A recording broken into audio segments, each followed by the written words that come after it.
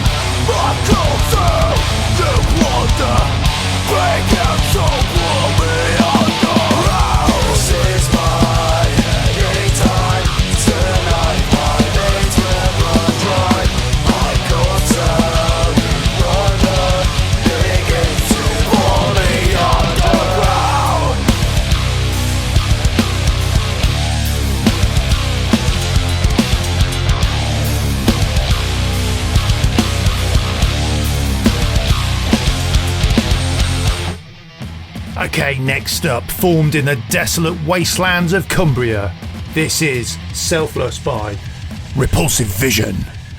Incapable, helper, worthless. Selfless, useless.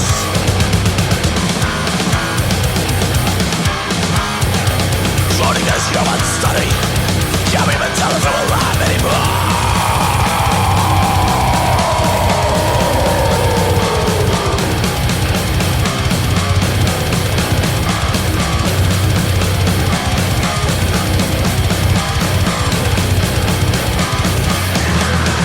My realization that the will of our fate. Positive false indoctrination. Pessimist, cynical, too late. Hell to escape from birth. Achievement in your name. Grasp and cruel promise. The goal and a reach. Founding fast.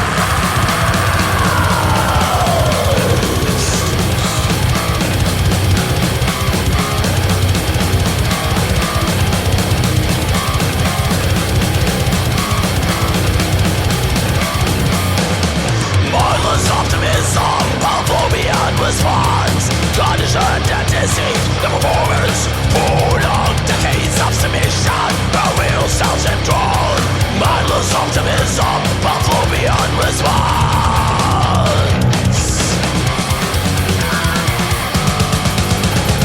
Rose-tinted flashing, melting amber with Repulsive was living in a time of great advancement. No more, the chosen curse. Leave a saving generation. Tribute to a craft. An undetermined future. An optimistic past.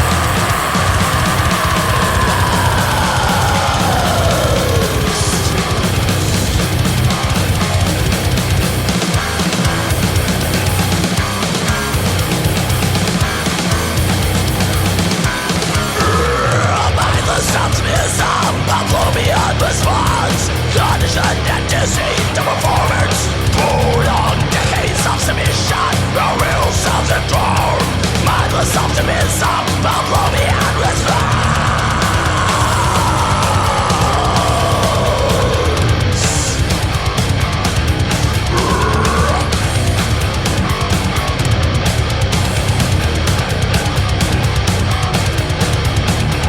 Worthless, useless, selfless.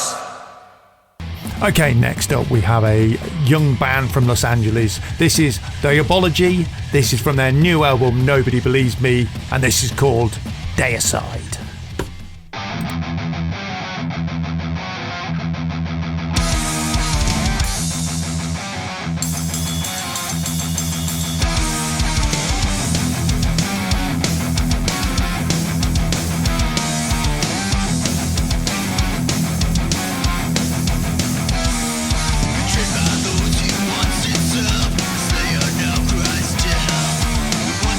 Now dead and gone, the gods now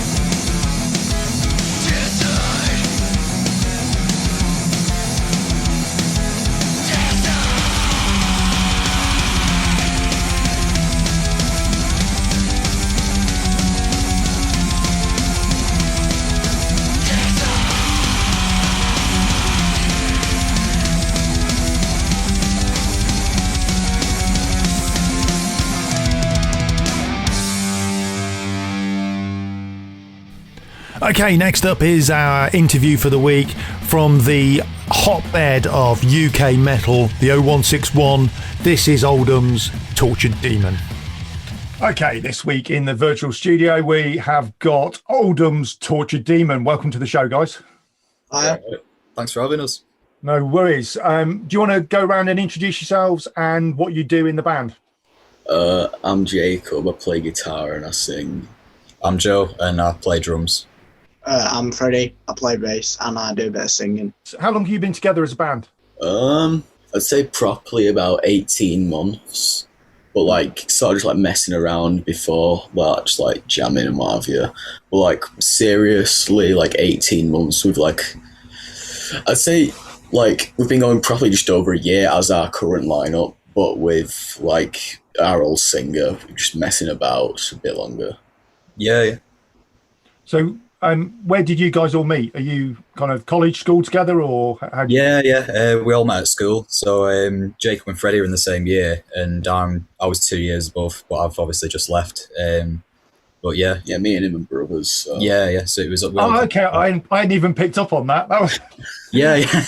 Right. That'll explain why you're in the same house. We'll allow that then. We'll send the police round to bust up your party. Convictions, yeah. You just touched on the age there. You might as well come out. How old are you guys now? What's the age range from the kind of the youngest to the oldest? Well, I'm the youngest. I'm 14. Yeah, I'm 15. I'm 16. Oh, so you say, Freddie, you and you guys were in the same year anyway? Yeah, me and Jake were in the same year, but he's a... Background, how did you guys, what made you decide that you were going to form a band? What made you kind of push on from just messing around with your mates to kind of making it kind of something a bit more legit? It was probably like, we did like a little demo recording and we were just like, like there's not many people like our age doing what we do. And it's kind of just like, it's not so much just like, obviously we really want to like do it, but it's kind of like we feel a kind of a responsibility as well. Obviously because like we're a lot younger than a lot of bands nowadays. It was kind of just to like sort of, like carry on the underground scene as well. Like just do it for fun as well. Like at the end of the day, it's like it's enjoying it, and we just enjoyed it. Like it was kind of something that clicked with us when we did like a little demo tape, and it was just like, I want a tape obviously, but it was more just like, obviously we started off like most bands, playing like Metallica covers and stuff. We had a couple of other guys in the band at the time, and it was kind of like we kind of wanted to go and do like original stuff, because obviously like Jacob started bringing like riffs to the table and stuff, and it was kind of like there was kind of a shift in the band, like where some of us wanted to go and do the original stuff and some of us wanted to like just play Metallica songs. So it was we kind of just like split off and formed what is now the band basically. And we've really enjoyed it. Yeah. So about those influences, kind of, you mentioned Metallica there. What are the kind of, where do you draw your kind of influences for what you play, or just what you like, really? Nowadays, it's all kind of like kind of more modern stuff as well as like the old school stuff. So it's we take kind of like the old school sound like Metallica, like even like Pantera and like Megadeth and bands like that, and kind of mix it with like Trivium, Machine Head, kind of like the more like new school kind of bands. I'd say like as well, like just for an overall sort of like style, like I'm a massive punk fan. So if it weren't for like punk music, I probably wouldn't like probably be in a band. Like Watty from The Exploited's like my biggest influence, and like especially then like obviously like the punk stuff was like a big influence, and like you probably can't even hear that in our music, but like sort of like the attitude and like the style and the riffs definitely like inspired me quite a lot. The moniker that everyone, there's always a pigeonhole that you have to get labelled into, and the one I've seen kind of kicked around most is kind of thrashcore. Does that fit, at least at the moment? Yeah. I think it's kind of like we try and mix kind of like thrash, and obviously we've got a few songs that've got like some clean vocals in and things like that, and like we're not really afraid to kind of branch out and do other things, because it's kind of like you can stick yourself in a box and say we're a thrash band, but there's always kind of then there's stuff that you're kind of missing out on, because like we're not afraid to kind of reach out from everything like death metal, thrash metal, even down to like metalcore and things like that, and like just bring it all in. And we wanted to like combine like the two obviously, but like not make it so it's just like like the generic core, like cheesy like really overpronounced lyrics and just like terrible choruses. We wanted to like mix it where it was like still had that groove of like core, but like not have the cheesy, whiny like synths and all that crap. Do you think that kind of gives you quite a good broad appeal though? You know, you'll appeal to, you know, metalcore kids of kind of your age all the way through to the crusty old bastards like me that have kind of, you know, been listening to thrash for 30 odd years. You know, do you think by having that at the center and going each way keeps people kind of interested and, you know, keeps you relevant to all of them? We try, yeah. I think it obviously we do appeal to like a wide amount of people, but we kind of agree, yeah. Like that's kind of what we're trying. Well, we're not trying to appeal to anyone. It's kind of we're just doing what we want to sound like, you know. Yeah. Because obviously we're all into like different things, and we kind of just each bring something different to the table, and it makes something that's like new. You know what I mean? Like. So who's got the most diverse taste? Who's got the kind of who's the one most likely to kind of want to bring something a bit random in that they've pulled from somewhere else? It's I don't know. It's probably either me or Freddie, to be honest, because like. I don't, yeah, like obviously, Joe. Like it's kind of all of us, to be honest. Like, Yeah. like I was like Freddie. Like he's grown up listening to like classical music and stuff, and like can sight read like anything. No, I've got. Are you the prodigy, Freddie? I've got a musical family, right? And listen, my parents are music teachers, so I've been brought up with music. But when I went to high school, it comes to now, I met Jacob, and then I started playing double bass, and then I saw like a few videos on YouTube, so I wanted to play bass guitar. And then Jacob, I think he heard me playing or something, and he recruited me. And then ever since, I've like, yeah, sure. So ever since then, I've like leaned towards, and now like I'm really happy with what we're doing in the band, and I'm glad I'm sort of different to my family, but I'm also not different. So I think I showed you some live footage of Cliff, didn't I? I showed you some like some Cliff Burton stuff, like like I think it's Down the Green or something, like the big. The 1986 Down the Green or whatever year it was, yeah.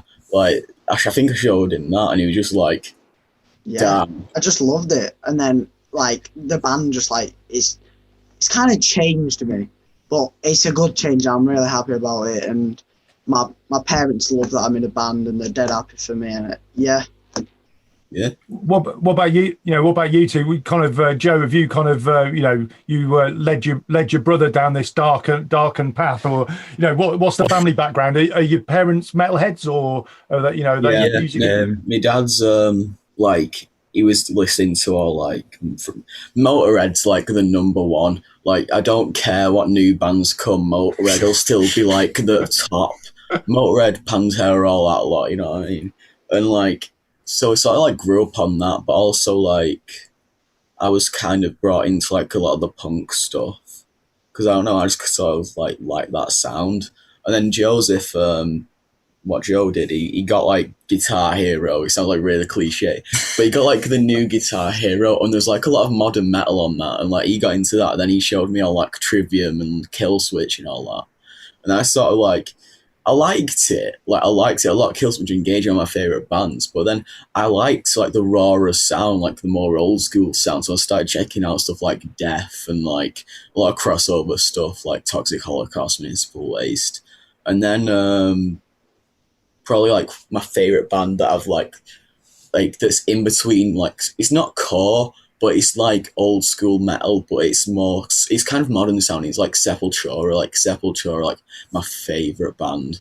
Like apart from Motorhead and like Pantera, Sepultura, like a lot of favourite bands, aren't you? Yeah. Which era is Sepultura though? I mean, Roots gets a lot of hate, but like I do like Roots, but it's gotta be a Rise. Like it's the first album. Was like the entire catalogue up to where the brothers left. Like after that, I just kind of switched off because Max Cavalera is kind of Sepultura in my opinion.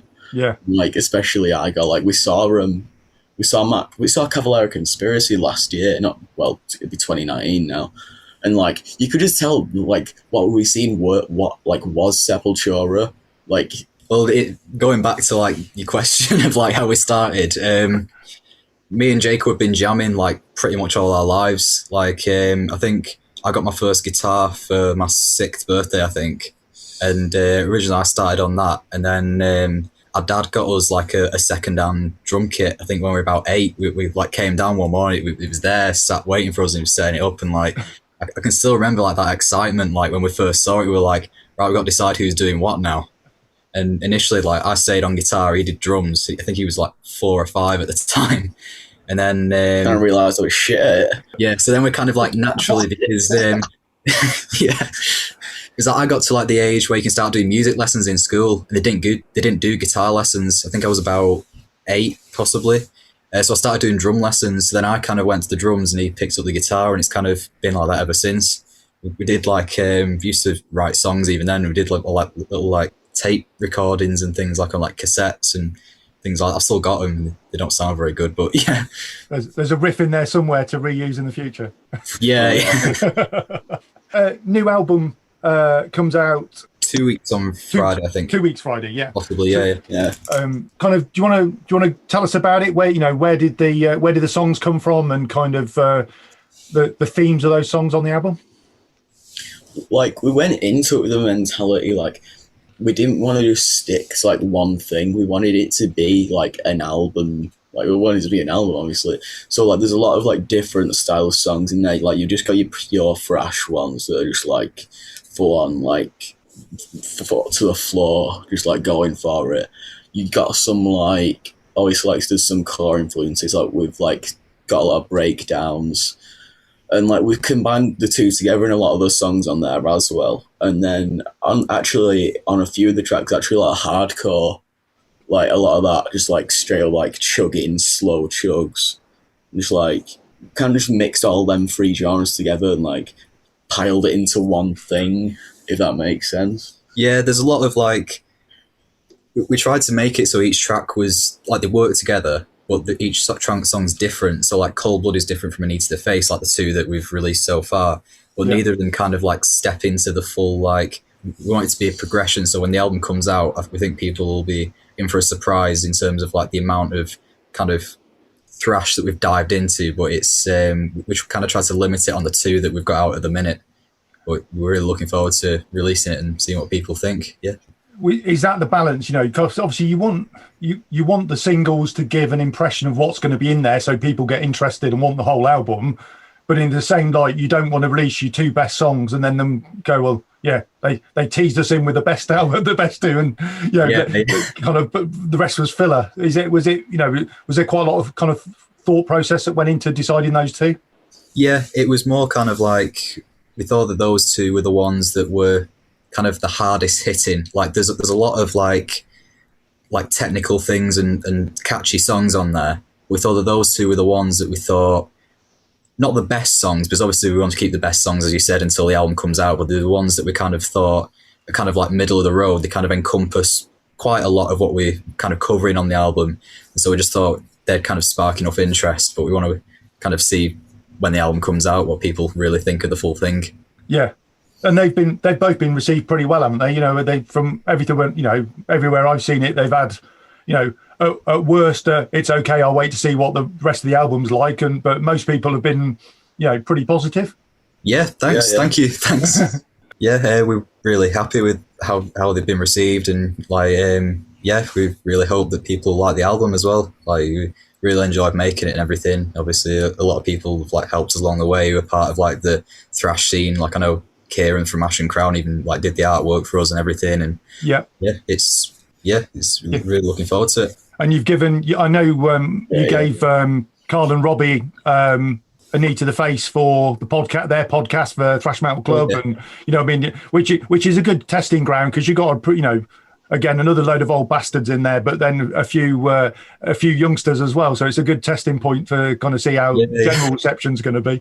I was honestly like, I wasn't expecting them to reach out to us, but they sent us a message just asking could we use it for the podcast, and obviously I'm not going to turn it down. It was like obviously they're really nice people and everything. They said some really nice things about us, and we're really grateful for that and for having us on and everything. So you mentioned Kieran. Then obviously, as you say, did the album cover. How did that come out? Just because you know him from the local scene and kind of you tapped him up to do some art. Yeah. Well, he did our logo for us. He reached out to us. I think it was back in probably February of 2020, and he just said, we noticed like you've got a logo, but it was kind of like a semi-custom font. So it was like there was other bands using the same font, and he just said, "I'll do your logo if you want." He just said he likes to help out, new emerging bands. So you say, "Oh, yes, please." Yeah. So he did it for us. He did an amazing job, and obviously he's a really nice guy and everything, and he puts 110% into everything that he does. So when it came time to do the artwork for the album, we kind of just asked him. We just said, would you be interested in doing it? So obviously he gave us a really good quote and everything, and yeah, he's done an amazing job, and I think it looks really good. So how did that process work? Did you kind of come up with some ideas, or did you give him some songs and kind of what they're about, or? Yeah, we told him like the theme of the album and like what it's about. It's more abstract than anything else, because there's a lot of themes that we kind of delve into on the album, but it's more kind of like the desperation of the title track is about war and kind of like the futility of war, and kind of how to the people there on the battlefield it means so much, but it won't really affect them, the outcome of it. Like they're just kind of like puppets on a string, if you know what I mean. Like the artwork, it features like two soldiers, like where everything else is just gone and they're still fighting, like it means so much to them in that moment. And it's kind of like we delve into that like on the title track, and then obviously we go into other things on the rest of the album, and he managed to encompass like little bits from all the tracks onto the art. Well, I'm not going to go into it, but it's kind of like once you see it, you might just be able to pick things out. But, so there's some little Easter eggs on there that you can kind of once you start understanding what the songs are about, you can uncover some of those little bits on the cover art. Yeah, pretty much. Yeah. Excellent. So, kind of you mentioned about Kieran working hard and local. Obviously, where you're based up in Oldham, you got the 0161 community and all those guys as well. Are you kind of do you feel kind of lucky in some ways to be part of that bigger scene? Is because I know James and Jane work well. COVID permitting, work their bollocks off to kind of keep people in gigs up there. So is that a really kind of helpful thing to you? Yeah, definitely. They're amazing. Like they've done our launch night and everything for us, and obviously we're hoping that'll be going ahead. It's been moved to April. If it has to get pushed back again, we'll obviously push it back, but we're not going to cancel it. But they've done an amazing job with us, like getting it all sorted and getting the venue. And we're dead happy with the lineup as well. Oh yeah. Getting they got 3 amazing bands on the night as well, and we're really looking forward to it. And obviously they've done a lot of other stuff for us, like they've got us on 0161 nights like all the time, when before COVID struck, and even during COVID as well. We played I think we played Whittles 3 times since March in the various the nights that they've had on when the lockdown's been relaxed. But we're really thankful for everything they do for us, and obviously giving us a load of advice and things like that. And going back to the album, how did you record? Are you home recorders? Do you studio, or a bit of a blend? Went into the studio for 4 days. It was Kesbury Studios in Bolton. Our dad introduced us to the guy who runs it, called Ant from Kesbury Studios, and he does a really good job. He's got so much sick gear, the production. We're dead happy with it. He's really skilled at what he does. Yeah. So did you do everything there? You track vocals, guitars, drums, a whole lot, all in one place? Yeah. And then what? He engineered it as well? Yeah. It was all just him. So he everything, engineer, master, the whole works? Yeah. Everything. Okay. Nice one-stop shop. Yeah. I'll tell you what was hard though. Tracking vocals. For the first day, it was all right. But then when we got to the other side of the album, it was just hell, because my voice was just trashed, so I had to push so hard to just get my regular voice back, and it just messed me up so bad. It was hard to talk for 3 days after we finished. The thing is though, the ones where he was his voice was going and he was having to really push, those are the ones that sound the best to me anyway. because you can hear like there's a song called Usurper, and he does like a he does like a high scream, and it's you can hear like the raw, like you can pretty much hear all the way down his throat, just like the emotion, and like it sounds like the pain. Yeah, and you can hear the pain. Do you bearing in mind that you're 2 years younger than your brother, your voice is about 10 years older and 50 back of B&H a day rougher, do you notice a long-term effect? Or have you always been a bit gravelier? I mean, to be honest, it's hard to explain like the safe ways to do screams. Like the way I just kind of like do like a bit of, it's called false chord, like technique I use.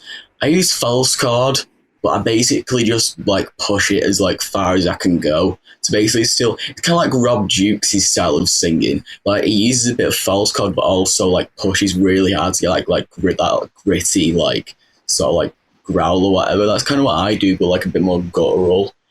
And like when I first started out, like my voice wasn't used to like that level of like pressure or pain or whatever, because I was pushing it that hard. So like it's kind of like the more you do it, the easier it gets, and like the more you do. See, like if you just want to learn to do like metal vocals, you need to like keep on like practicing them and like sort of like building it up. It's like sort of like your endurance and what have you. But like I try to do like now like the safe ways to do like screams, and I just can't because I've messed up my voice that much. Like I try and do like a Fry scream, and like I just get these like mad like high pitched overtones because my voice. Excuse me, because my voice box is just like so messed up. It's pretty funny to be honest. I just sound like a cat dying, so I just stick in the unhealthy way. So, obviously, before you put the album out, you did a demo CD that came out with. Was that 4 tracks on the demo? Yeah. 4. Are those still in the kind of the set list, or have they kind of been retired as you? Because I know at the time you were like, I want to put those to bed and kind of get on with the new stuff. Are they still there, or have they kind of been hibernated until you're rich and famous and want to bust them out for a really expensive reissue? Well, thanks for that. The last track is included on the Japanese. We've re-recorded one of the songs for the bonus track that our label in Japan, Spiritual Beast, asked for the Japanese release, as they'll be getting 10 tracks rather than 9. But those songs, in terms of like the 4 we did on the EP, they're still in the set list. Like we obviously won't be playing them as much, because if we're playing for 30 minutes, we've got the album's like I think it's 46 minutes long, so we're already not going to be playing the full thing of that. So it's sometimes we'll bung a couple in, sometimes we won't. It just depends. We alter our set list for where we're playing, and kind of like if the people have seen us before, and if they want to hear those specific songs. If we think if we're playing to an audience of fresh people, for example, like when we're going down to London to play with Zentrix, the chances are we'll be playing full album stuff.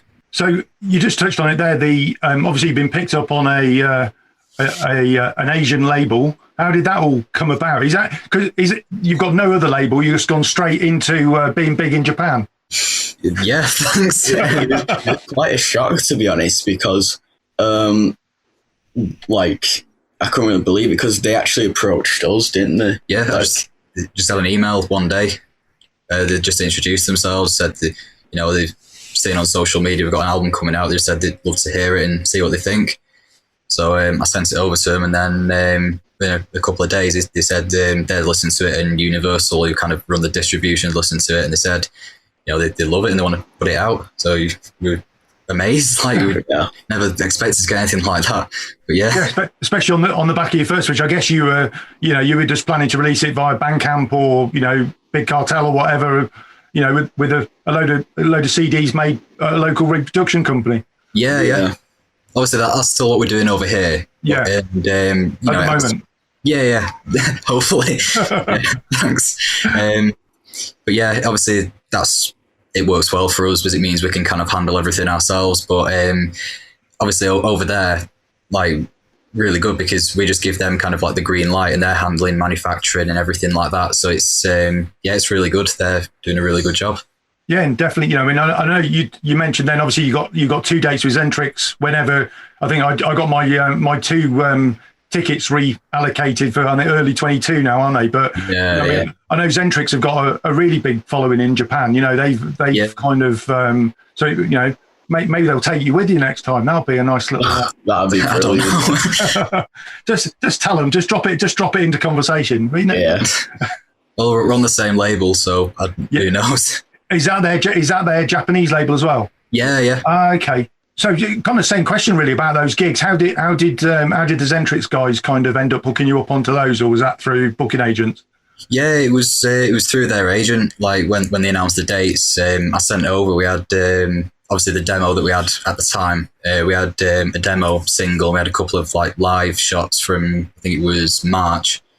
So I just sent them all over, and didn't expect to get anything back. But I think it was pretty much the same day. We had an email back just saying, they love it and they're gonna, I was in consideration for a support slot. We were only expecting, like, we put in for, I think it was one support slot we asked for. Yeah. And then it was the final day in the studio recording the album. We came home, and I didn't have any data on my phone at the studio, so we literally came home, and my phone pinged with an email, and it was there, and like we couldn't believe it that we'd been offered like London, like, and Manchester. Like, we genuinely, like, I think the look on Jacob's face, like, when I told him, he was like, "What? You're not kidding me?" I was in the car on the way home from somewhere, and Joe rung me up and he went, "Freddie." And I was like, what? I thought I was in trouble. Like, and it was just full of excitement. And I was like, whoa, this is massive. And my dad was like, what's going on? He was driving the car, and it was very, very, very happy to hear that. And it's brilliant. And I can't wait. There's some, there's some quite big things happening to you guys on, a fairly early stage. Do you sometimes get what the actual fuck is going on? Sort of how it must be a bit of a kind of, is someone fucking with me? Is it one of you trying to wind me up when you get these emails through? Yeah. But it's just like, you get like the people who email you saying that they want to add you to the label, but in reality, it's just some guy in his mum's basement with a laptop trying to steal your music. And then when we looked into like Spiritual Beast, when they like reached out to us, it was just like, is this actually happening? It was like, what? Yeah, because I don't know if you know, but like, if you're a band account, like, and you've got an email for your band, you just get spammed like every day with like the bots that are just like send us your music. It's like, and it's not even bots as well. It's just like these like really, really small, like desperate companies who like want to give you endorsement. Like, there's like a brand called Soul Tone Symbols, and you must get about like 10 emails like a month. Yeah, they just saying like, I give you endorsements, you give me money, and you will be on our roster. He's just like, what? I know that Rob from Umberia gets the same emails. It's like, I think it's just a metal drummer thing. They're just trying to endorse people. Okay, yeah, but it's pay them to be endorsed rather than anything of it. Pretty much, yeah. The special artist pricing is actually higher than retail. Yeah, you can go to the local music store and pick it up cheaper. Yeah. So what about the other stuff? Well, kind of obviously you guys are of that generation where you've grown up with a phone kind of permanently welded to your hand and all that sort of stuff. You kind of you put a lot of effort into the social media side of it, and or you kind of just let it do what it does and not get too wound up about it. Well, I mean, yeah, it's kind of like with social media, you have to have like the sort of right aesthetic and the right look. Obviously, like to gain followers and what have you, and get your music like to a wider audience. But it's kind of like, well, it's kind of when COVID hit, we relied on like playing live to people, because that's where we picked up like fans and not just like followers, if that makes sense. Like 100%, yeah. It's just kind of like, yeah, you can barrel all your effort into social media, but it doesn't mean anything at the end of the day. Like, you can have 100,000 followers, doesn't mean they're all going to show up at a gig. It doesn't mean any of them are going to show up. That's the worrying thing, isn't it?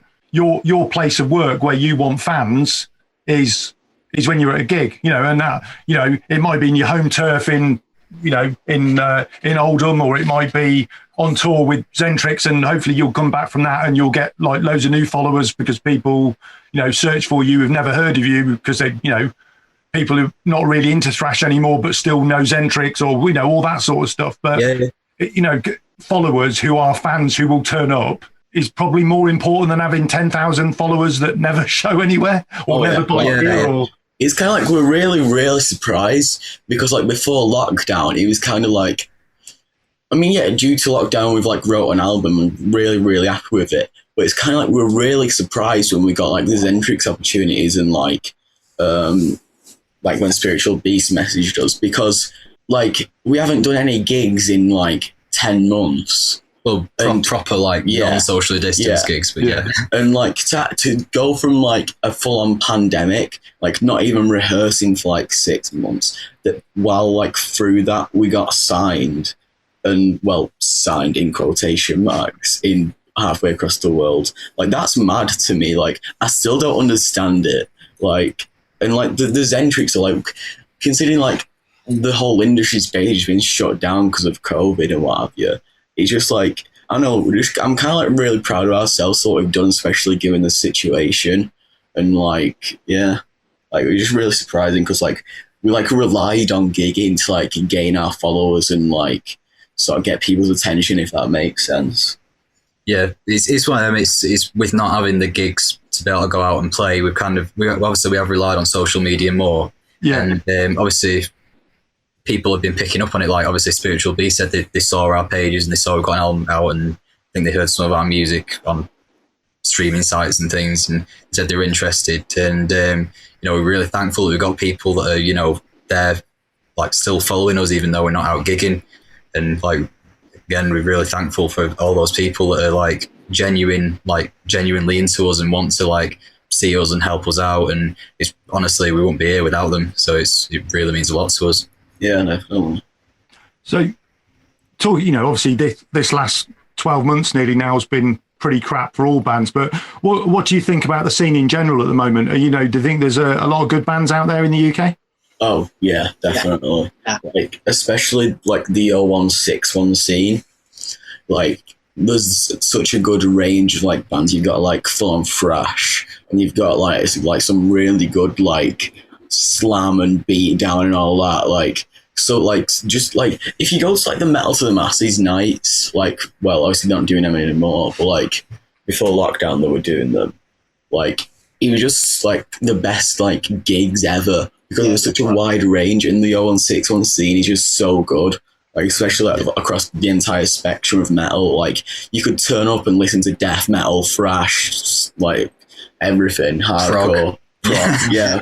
Like someone with a unicorn mask on, whatever it is that they're up to. Yeah. But the thing is that at the Metal to the Masses nights, it really like it showcased the 016 because I think before ours we went to 3 of the other heats, and those 3 heats that we went to before ours, every single band like we really enjoyed them. There wasn't a band where you kind of think, oh, I'll go into there's a bar now. Yeah, well, not a beer for us, but yeah. Not quite. No, but it was one of them. Every single band, like we discovered so many bands that like we just thought, oh, won't mind gigging with them at some point in the future, or you know, I'm gonna check them out. It was each band was their own like individual thing, but they were all amazing like in their own rights. And obviously, we've got all 3 of the bands that we've got on our launch night. We discovered that they're Metal to the Masses. Obviously, Betrayal Room were on ours, and Cavilla and Beyond Salvation were on the first one that we went to, and all 3 of them like just blew us away like when we saw them. You know, who are you kind of looking out at, you know, around the rest of the UK? I think Hellfected's from that territory. I'm not too sure. From Stoke Country. Stoke, well, Nottingham and Stoke, yeah. Yeah. Like that band, we played with them like a socially distanced gig in October. And like, oh my God.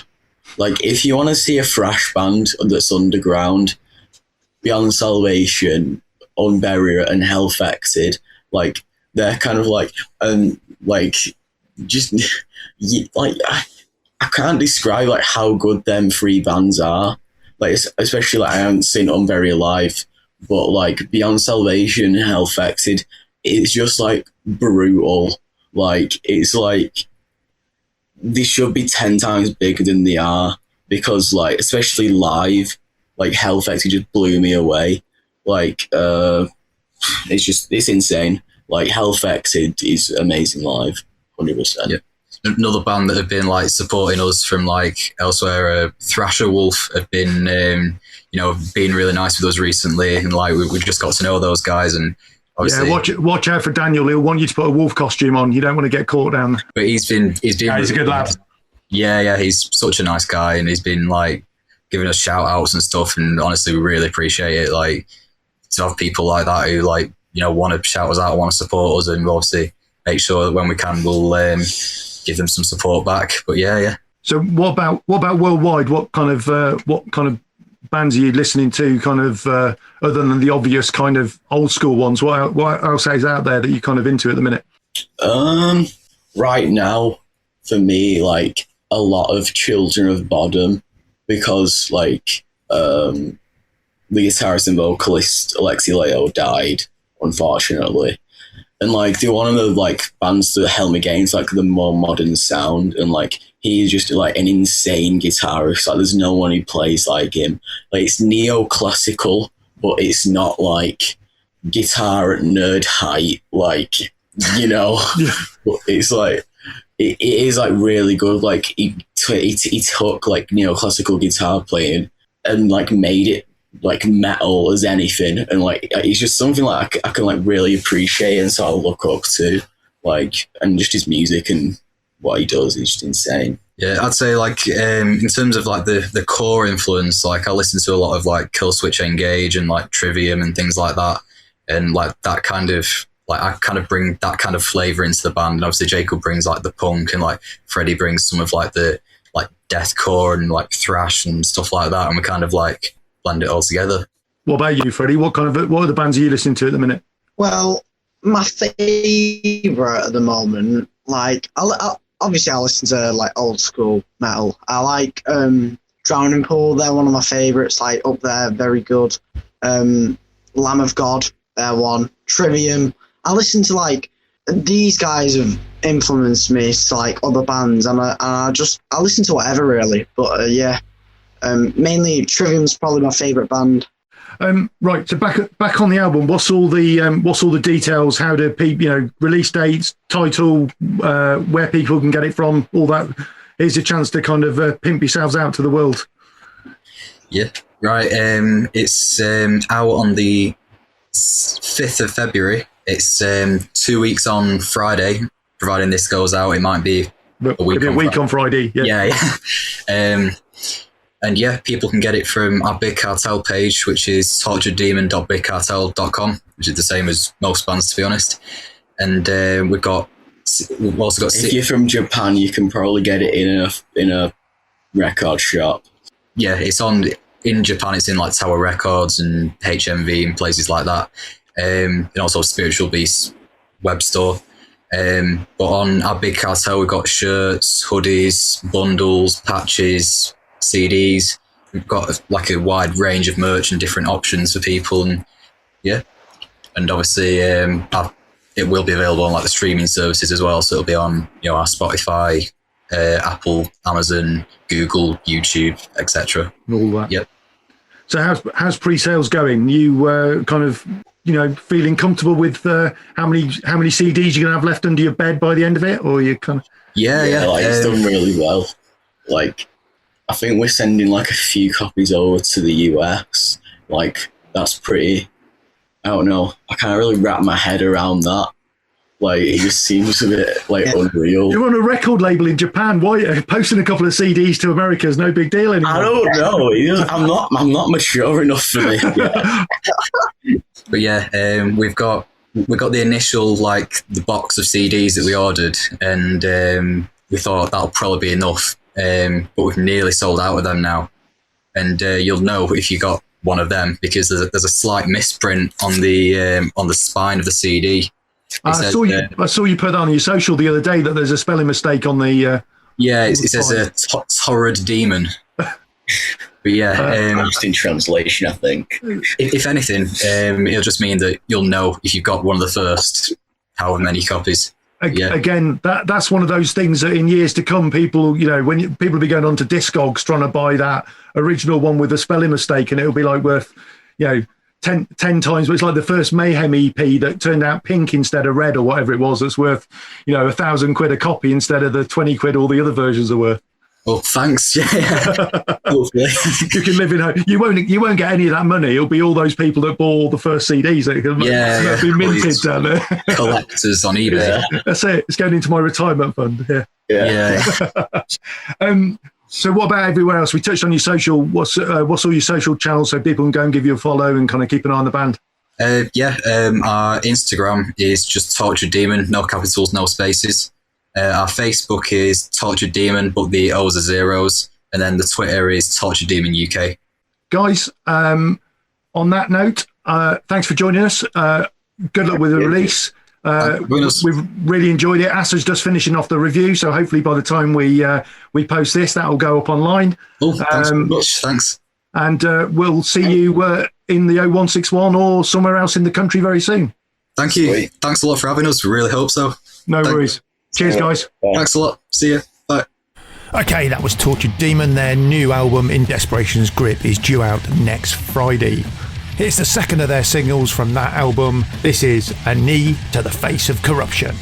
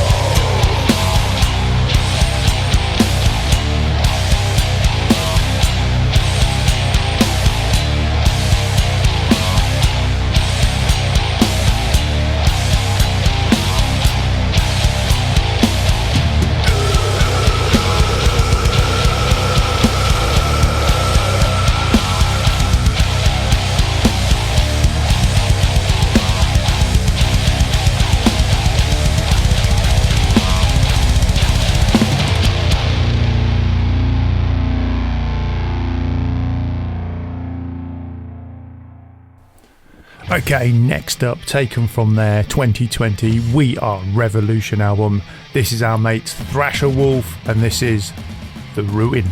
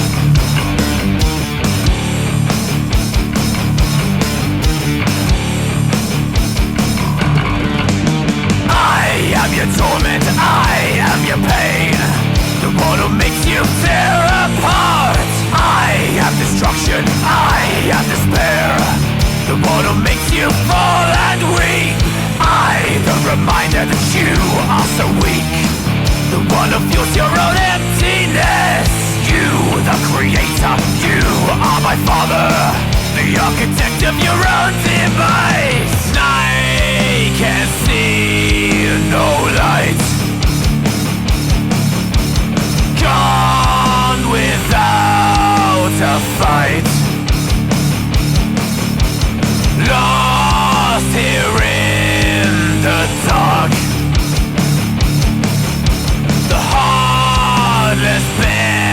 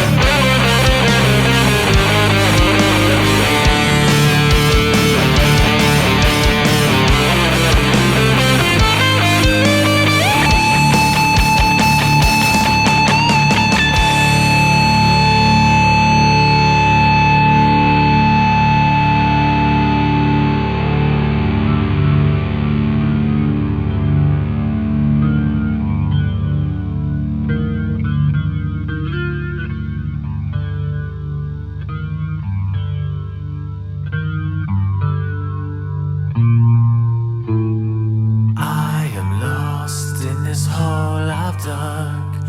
Tears my grave, it steals my senses, welcomes me with open arms. Maybe it's time I go.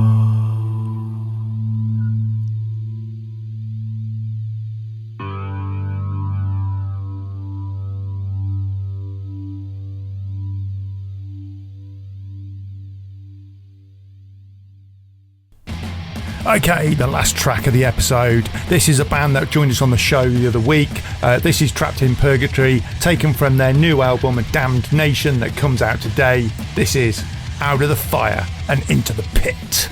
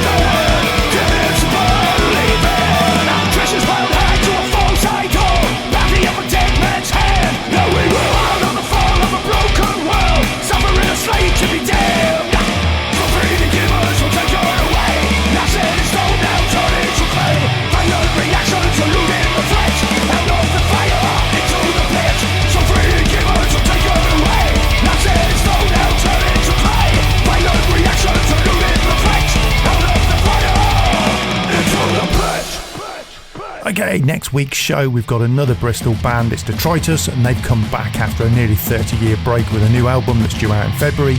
Until then, please head over to our Bandcamp page and pick up a pre-order for Mosh in the Roof on Volume 2. Those of you who already ordered it, thanks very much. Those of you who haven't yet, you know what to do. See you next week.